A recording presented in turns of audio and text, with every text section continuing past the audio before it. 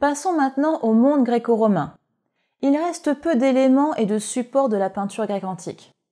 La céramique est alors le support ayant le mieux conservé la peinture. On distingue deux productions importantes dans la Grèce antique.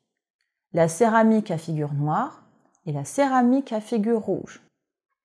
Pour réaliser la céramique à figure noire, on cuit une première fois l'objet en terre dans une atmosphère oxydante, c'est-à-dire avec apport d'oxygène.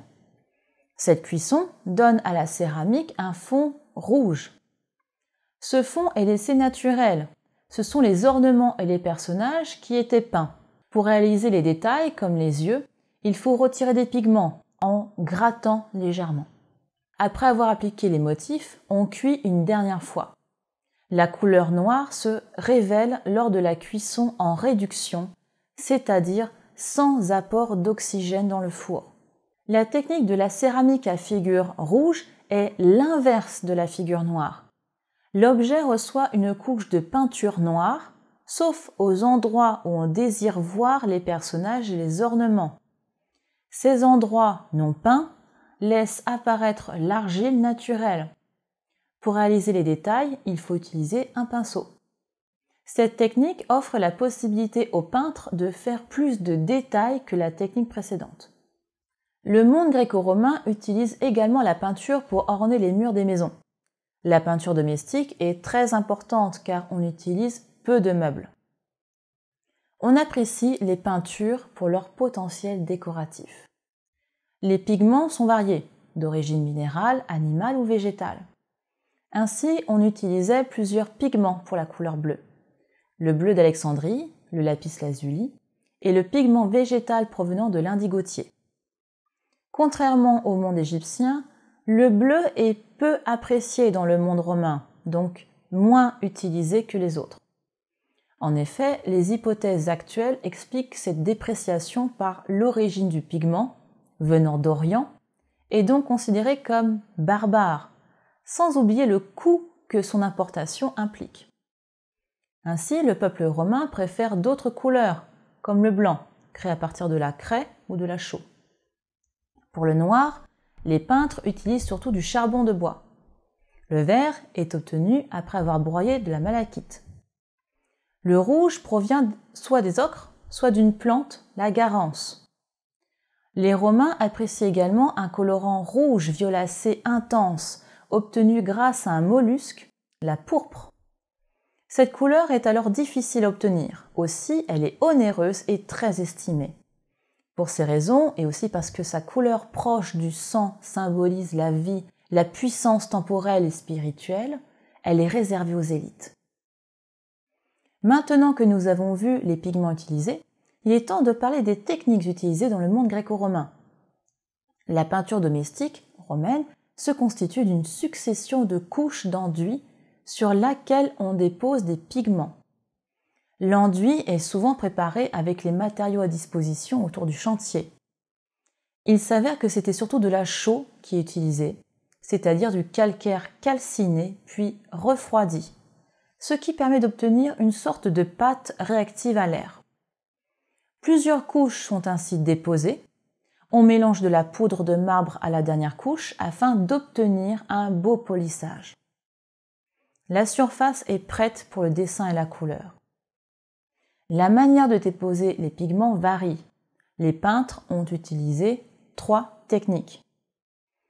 La peinture à fresque d'abord, qui repose sur un principe simple. Contrairement à la peinture à sec, la peinture à fresque implique l'application des pigments sur un enduit humide.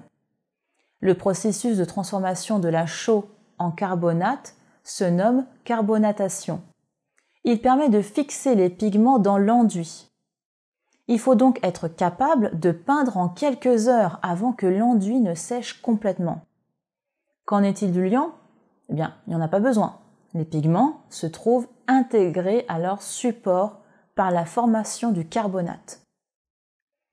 Une autre technique est celle de la peinture à tempera ou à la détrempe. Les peintres diluent les couleurs dans des solvants collants, comme le jaune d'œuf, mélangés à de la graisse ou de la colle animale et appliquée sur un enduit sec. Cette technique est proche de ce que font les Égyptiens. Les pigments sont ainsi liés par une émulsion naturelle. Même si elle sèche vite, cette peinture est insoluble. Aussi, on peut repeindre par-dessus. On obtient donc des couches successives. On peut obtenir une grande variété de couleurs permettant de suggérer les modelés, les ombres et les lumières. La troisième technique est celle de l'encaustique. Les couleurs sont délayées dans de la cire préalablement bouillie. Il s'agit souvent de cire d'abeille. L'ensemble est appliqué à chaud sur bois ou sur enduit. On recouvre l'ensemble d'une couche de cire transparente qui sert de vernis. Une fois refroidie, la cire se solidifie et fixe les pigments. Cette technique a notamment été utilisée en Grèce et en Égypte romaine, notamment pour réaliser des portraits sur sarcophages provenant de la nécropole de la région du Fayoum. Cette technique a d'ailleurs rayonné dans l'Empire romain d'Orient, ou plus communément appelé Empire byzantin. Les peintres ont conservé la technique de la peinture à l'encaustique pour la réalisation d'icônes religieuses pendant 1000 ans. Cela nous amène au Moyen Âge, mais ça, c'est une histoire que nous allons voir dans la prochaine partie.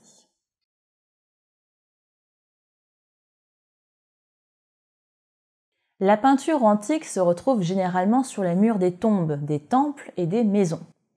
Sa finalité dépend ainsi de la culture et de ses croyances. La peinture de l'Antiquité révèle beaucoup d'innovations. Nous avons vu la technique de la fresque, la peinture à la détrempe et celle de l'encaustique.